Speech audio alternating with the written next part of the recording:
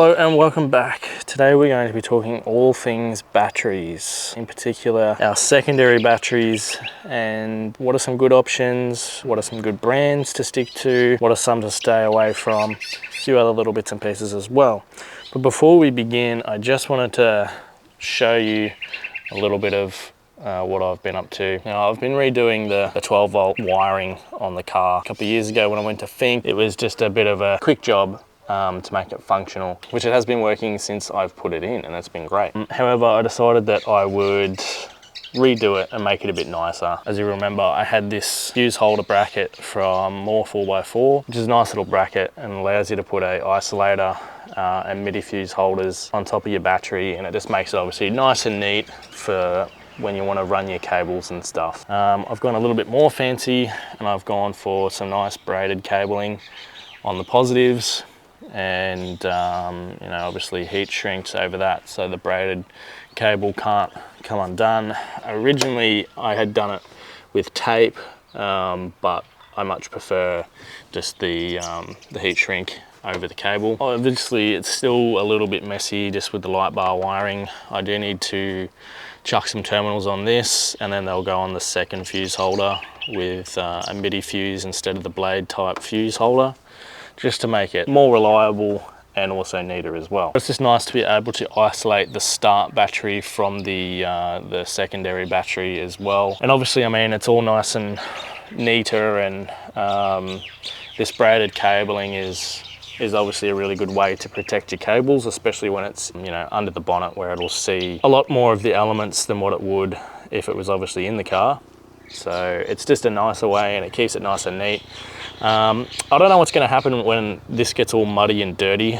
The braided sleeve will probably get all gross and dirty. Hopefully it washes off easy enough, but we'll see what happens. Time will tell. In here, we've obviously just got our MIDI fuse.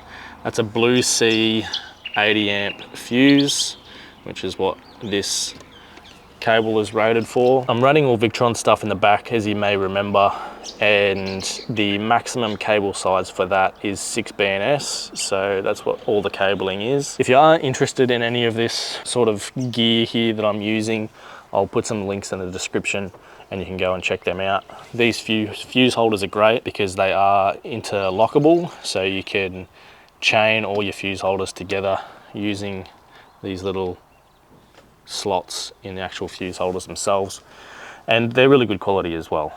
Same with the sleeving. The sleeving's made in Germany. It's really tough stuff. Alrighty, so like I said before, we're going to talk about dual batteries. A couple of different chemistries that are quite popular to use.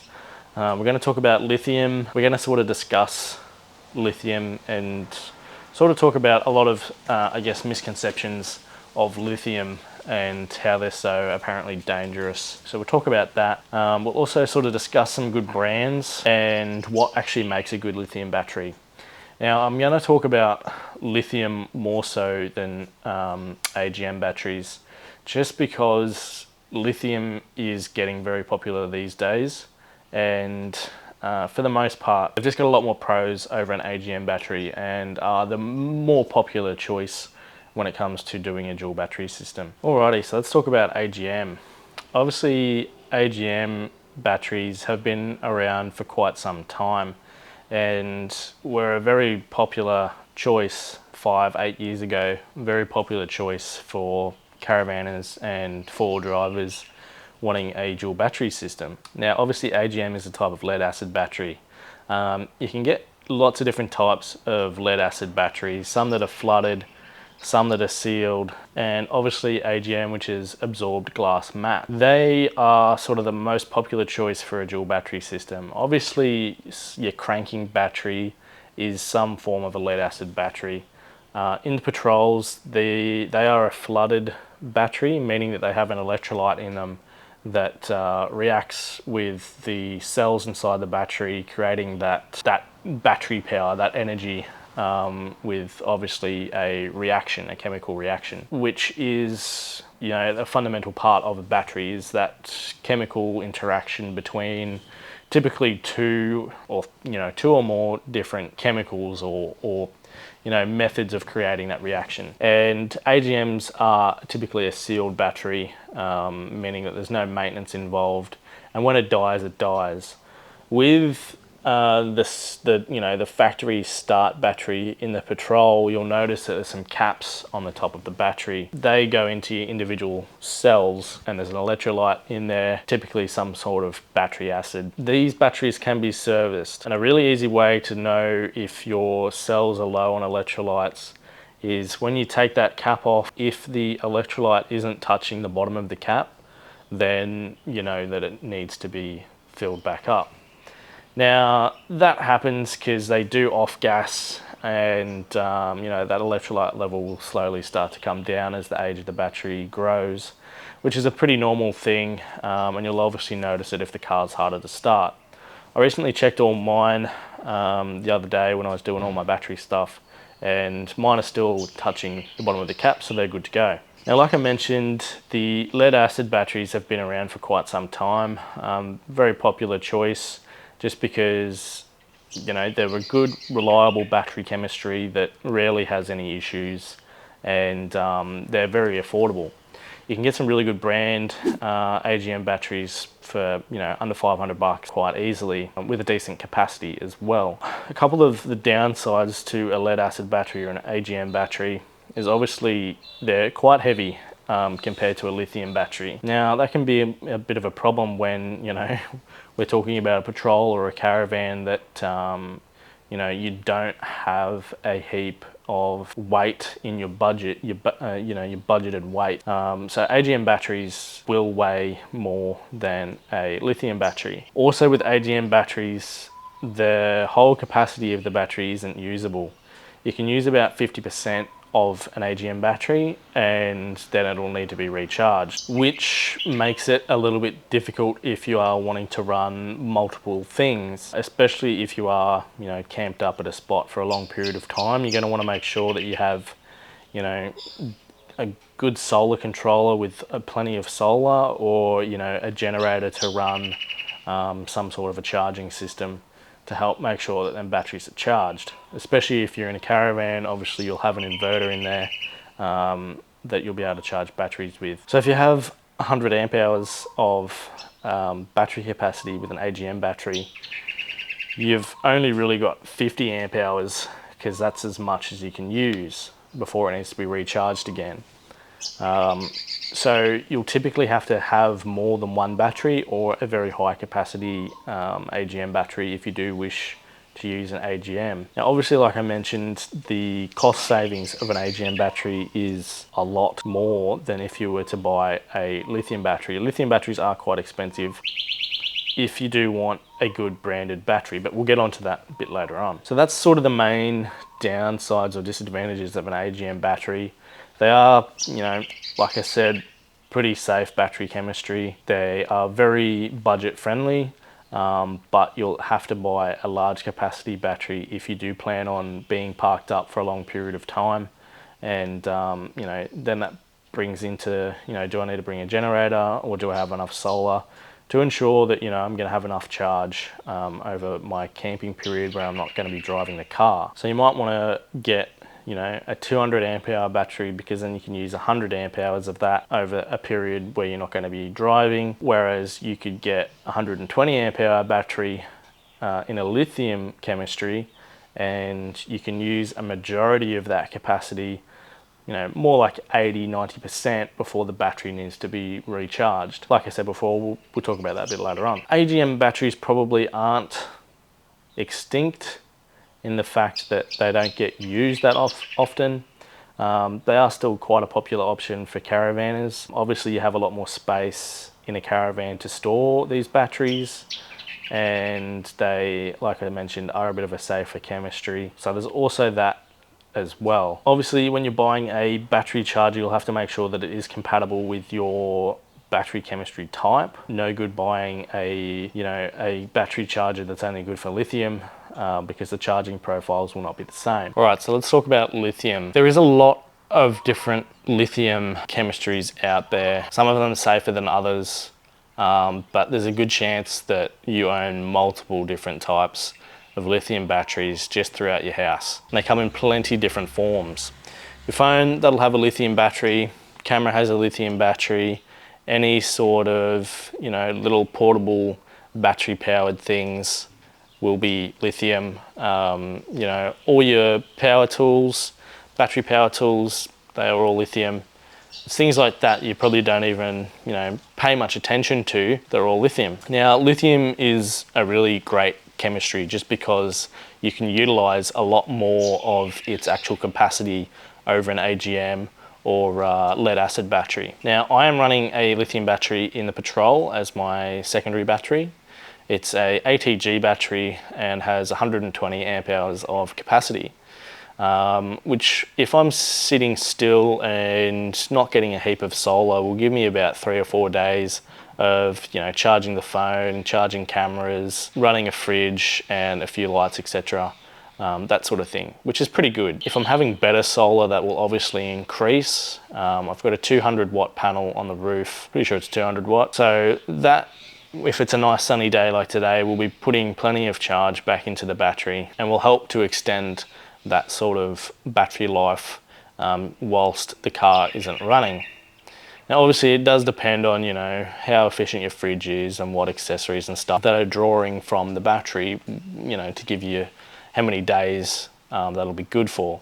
I'm sure there's probably calculators online that'll help to figure that sort of stuff out. I'm pretty sure there is actually, where you put in how many amps something draws, your capacity of battery, and it'll spit out, you know, a rough number of how many, you know, how many days you'll have of battery charge. Now, like I mentioned, there is plenty different types of lithium battery. There's lithium iron phosphate, which are the batteries that you want. There's lithium nickel magnesium cobalt, lithium ion magnesium oxide, lithium ion cobalt oxide, and the list goes on. There's also a few different types of lithium cells as well. There's cylindrical cells, pouch cells, which are typically stuff for like remote control cars and things like that sort of nature, for like remote control sort of toys, that sort of thing. And there's also prismatic cells. Prismatic cells are the cell that you want for your lithium battery.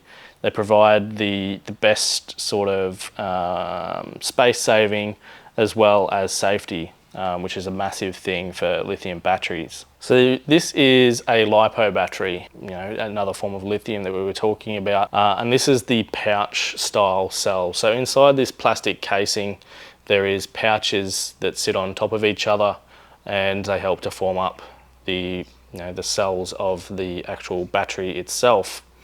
Now, this style battery can be pretty dangerous.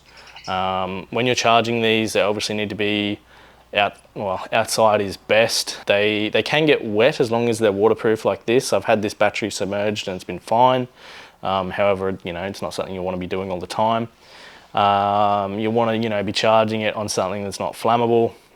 And it might be a bit hard to see on the camera, but this battery has actually started to puff out, which is quite typical of LiPo batteries. They will start to do that. Now, these batteries are, like I mentioned, quite dangerous. If these get punctures or anything like that, can consequent into an off-gassing situation where these batteries can thermally run away and just explode pretty much, or at least catch on fire, depending on, you know, how sort of safe the technology is. Yeah, so these ones are quite dangerous and you have to be careful with them. Obviously, you know, you don't really hear too much about, you know, this particular battery in this sort of context of being for remote control, you know, having too many issues. However, it certainly does happen. And like I mentioned, when they start to puff out like that, it's pretty much a good idea to, you know, be a bit more cautious with it, especially with charging, because they can off gas and, you know, can be quite a bit of an issue. And, you know, when they get to a certain period, you're going to want to, you know, recycle these correctly. So this style battery of lithium, obviously not good, but it has its purpose. Now, this battery is obviously one of my Ryobi batteries. This is a 2.5 amp hour battery, obviously the smaller size one, which is again another lithium chemistry and obviously is for power tools. So your typical power tool or battery tool batteries are a lithium ion as well, and they will use cells. So like just tiny batteries that are all in series, which makes up the capacity. So there's tiny little cells or tiny little batteries basically that will sit in here, and they will be your capacity rather than a pouch or a prismatic or a cylindrical actual cell. They're all little individual batteries. Now these are pretty good. I mean, they're obviously made to be chucked around a bit, and as long as it's, you know, you're not buying the knockoff versions of these you know, lithium batteries for your drills and whatnot, they're typically pretty safe. These will have some sort of BMS or battery management system inside them, which gives the battery some protections, whether it gets too hot or punctured or short circuits, something like that. And it'll allow the battery to not run off or explode or anything like that. Some of the knockoff ones will have a BMS and will work. Typically the more expensive ones will, but some of the cheaper ones, they will not work as they are intended. Now some of them will have a sort of a fuse style where it's just a metal strip, and if that breaks, then it'll obviously shut the battery off because that circuit isn't still connected. These are fairly good.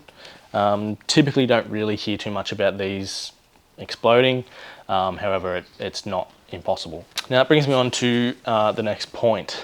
If you are going to go for a lithium battery, you want to make sure that you know what BMS is in it. So the ATG batteries, they are Australian made using, I'm pretty sure they use Chinese cells, like most things do. Like they're Chinese cells in the Ryobi battery. Ryobi is supposed to be made in Japan, but everything comes from China, so they will be Chinese. My ATG battery does use Chinese prismatic cells.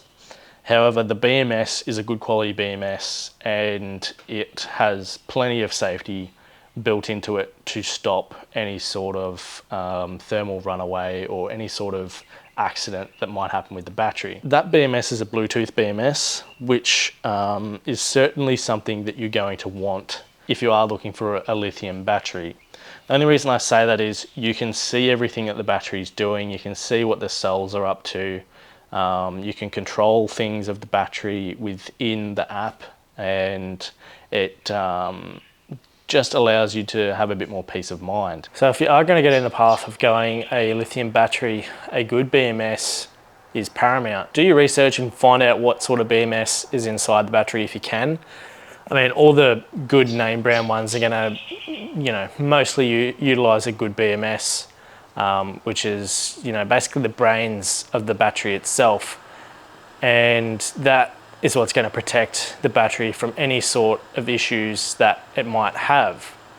Now, obviously, you know, they're not 100% fail safe. Sometimes things can go wrong. But for the most part, the BMS is there to protect the battery. That is its job. If you have a Bluetooth BMS, it is so handy to have. My ATG battery is a Bluetooth BMS, and it's got its own app, and you just go onto it, connects through Wi-Fi, go onto the app, and you can bring up the battery, and it tells you everything that you need to know about the battery. So hopefully you can see everything on there. That shows me everything I need to know about my battery. So it's got like the state of charge, the battery voltage, how much current it's using, how many cycles it's done, and the temperature of all the cells, and also all the individual cell voltages as well, which is pretty important to check as well. You want all your cells to basically be at the same capacity. Your BMS will help to manage that and make sure that, you know, each individual cell is charged and, you know, as close to, you know, the same capacity as possible. So 3 of my cells are all 3.499, and there's only one cell that's different, which is 3.50. So it's very close to being 100% bang on for all 4 cells. But just being able to see all this sort of information is super handy, because it gives you a good idea of what your battery's doing and sort of the health of it as well. And you can help to manage how many cycles it's done as well, which is pretty important, because your battery will only do so many cycles before it's dead. Now, back onto the point of the BMS, you know, being there to protect the battery and save it from any sort of situations where it might overcurrent or undercurrent or anything sort of like that. I can go into my settings, and it will tell me how many protection counts it's done. And there was 3 protection counts on there, but it's gone now since that update happened. But it was for just silly stuff like discharge under temperature count, which just basically means it's gotten a bit too cold. And then there was a couple of, I think there might have been 1 cell under voltage, which just means that the BMS had to make sure that that cell was brought back up to its correct voltage. And there was something else, but it was 3 instances where the BMS had protected the battery, and in 2 years, I mean, that's pretty good, and it's clearly doing its job. So just make sure when you are looking for a battery, just make sure that it's got a good BMS in it. Something that's Bluetooth like this, that you can just help, it just helps to give you a bit of peace of mind to know that the battery is actually in there doing what it should be doing. There is lithium batteries that are available that will work under your bonnet. At this point in time, I wouldn't recommend going down that path, just for the fact that I don't think the technology is there yet to sort of have a lithium battery under your bonnet. Now, first of all, temperature kills anything. If anything is too hot for a long period of time, most things do not like it unless they are specifically designed to be hot for long periods of time, all of the time, you know. So having batteries like lithium that are, I suppose, a bit sensitive to heat and that sort of thing, it's not really ideal. I think probably another chemistry of lithium needs to come along before that sort of thing is viable. And of course, if you're putting lithium under the bonnet, it's very expensive. So there's that as well. There was a fella that had them under the bonnet of his Patrol, but they eventually did die, and I think probably just due to that temperature. The lead acid batteries are, you know, designed to be out working, you know, doing that sort of thing. You know, a good way to sort of think of it is the generation like 40 years ago, they're all, you know, for the most part, tougher individuals who are, you know, through their earlier years worked hard doing manual labor and that sort of thing. And then if you think of lithium batteries like today's generation that are like snowflakes, won't do manual labor, will silk and moan about any inconvenience that they might find throughout their life and wonder why they're so hard done by. That's pretty much lithium batteries. And then the generation 40 years ago, that's lead acid batteries. It's just an easy way to put it, because lead acid batteries are typically a lot sort of tougher and a bit more resilient to harder conditions, whereas for the most part, lithium are quite sensitive and prefer optimal conditions for them to work their best.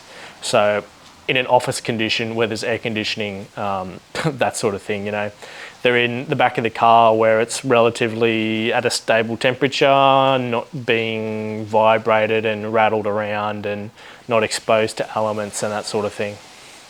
So just got to bear that in mind of, you know, where you're putting your batteries and how they're being stored, because it goes for all battery types as well. I mean, you do have to look after them if you want them to look after you, but of course some battery chemistries and how they're built are typically a lot tougher than others.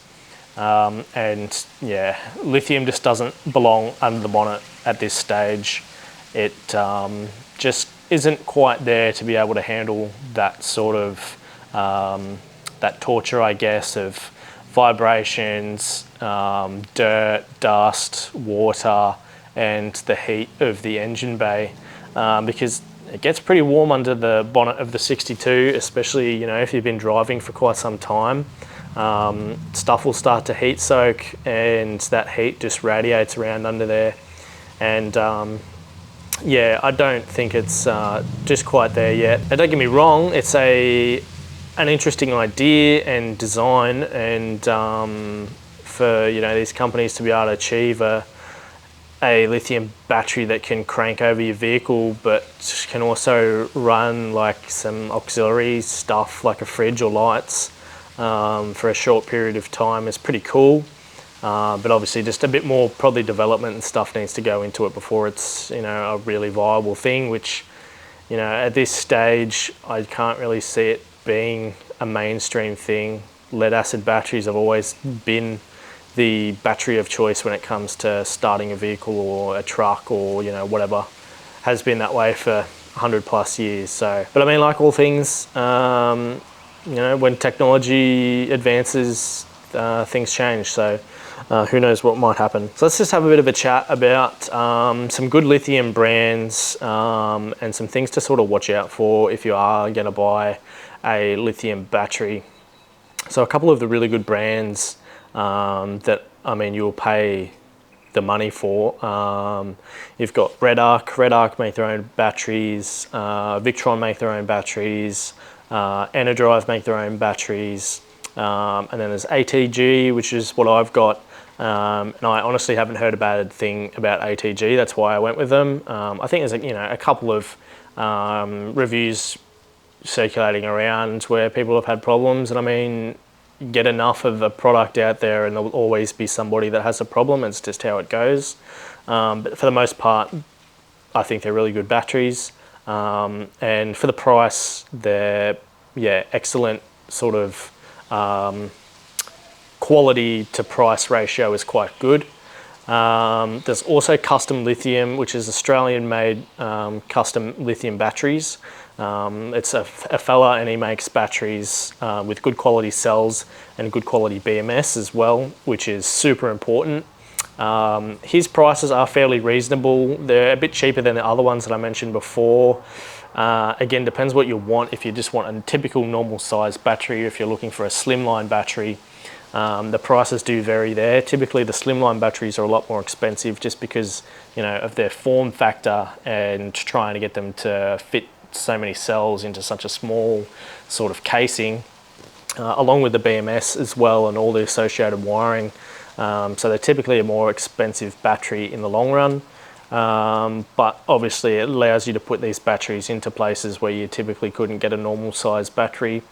But Custom Lithium is great. I've never heard a bad thing about him, and a lot of people do recommend him and his batteries. So they're certainly a really good option if you want a good quality custom battery, I suppose. There's a couple more sort of decent lithium brands out there.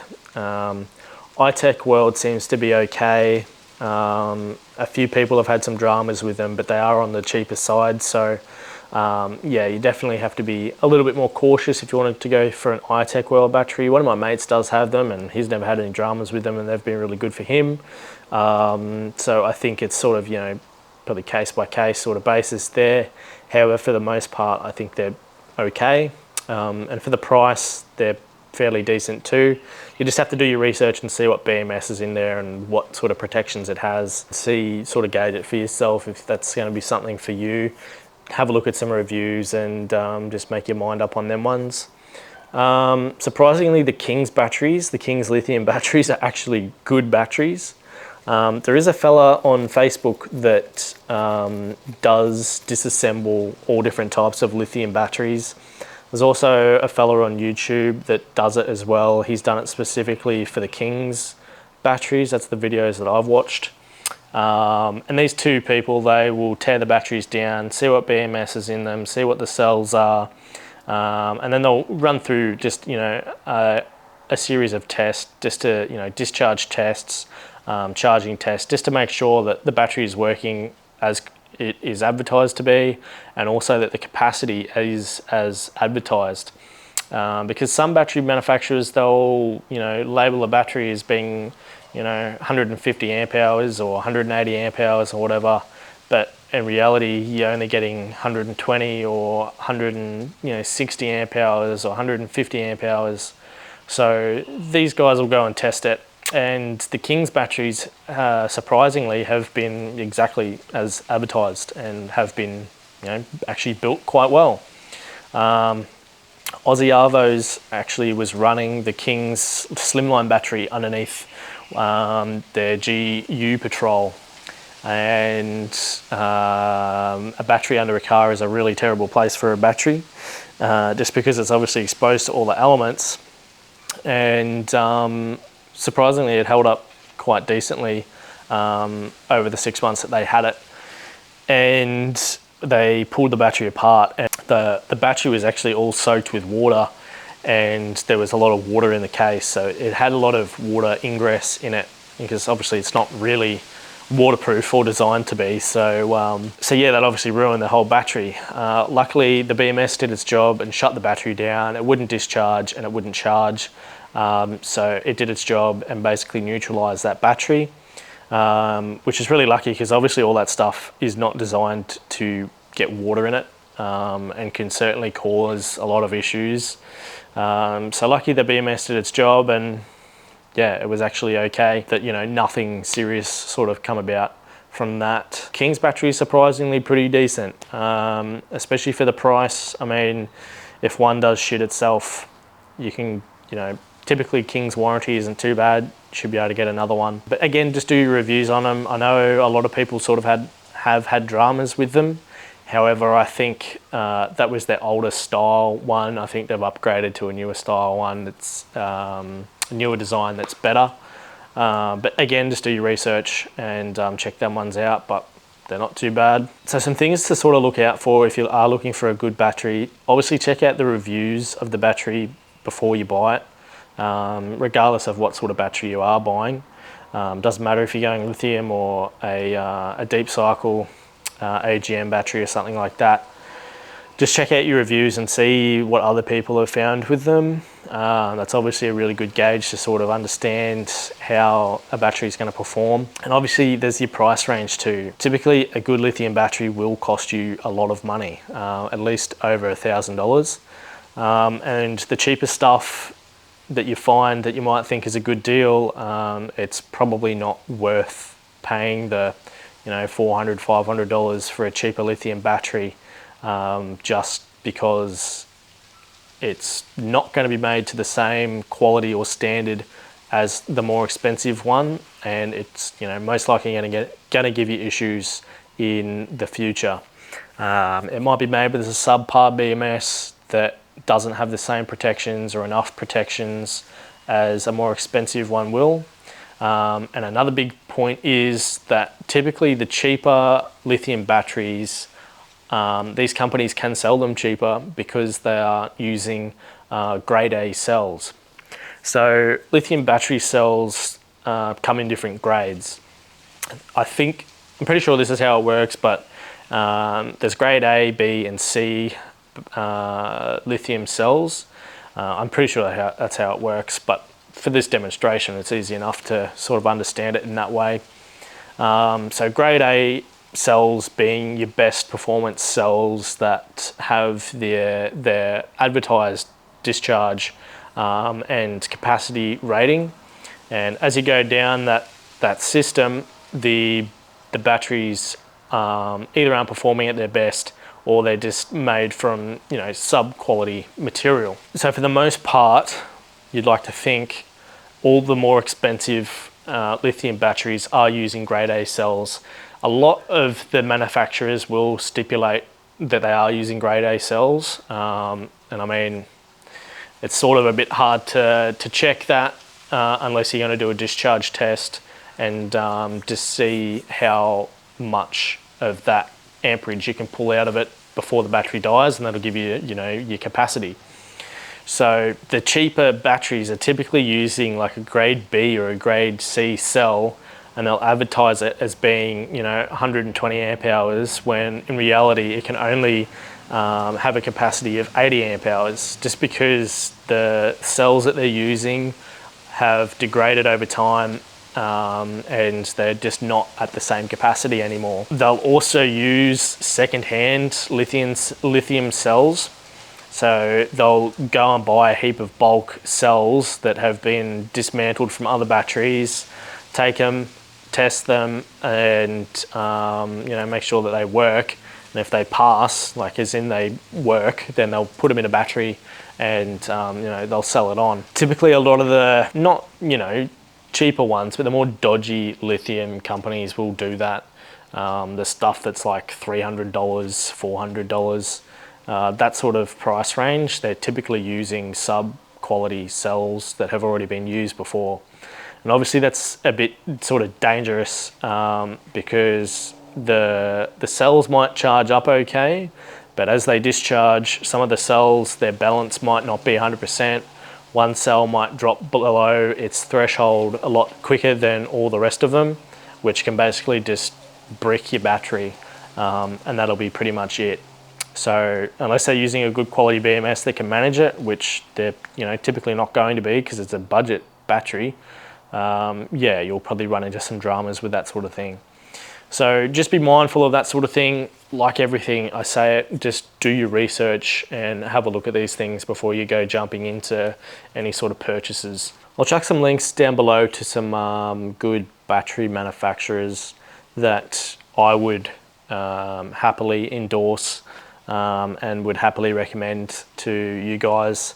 That is something that's not going to burn your car down. But I mean, the main sort of factor to any sort of accident is, especially in an electrical sense, is making sure that your wiring is done correctly, with fail-safes in place to ensure that, you know, if something does happen in the engine bay, it's not going to get back down to the battery. Of course, the BMS, like I mentioned, is there to protect the battery, but it's not a fuse.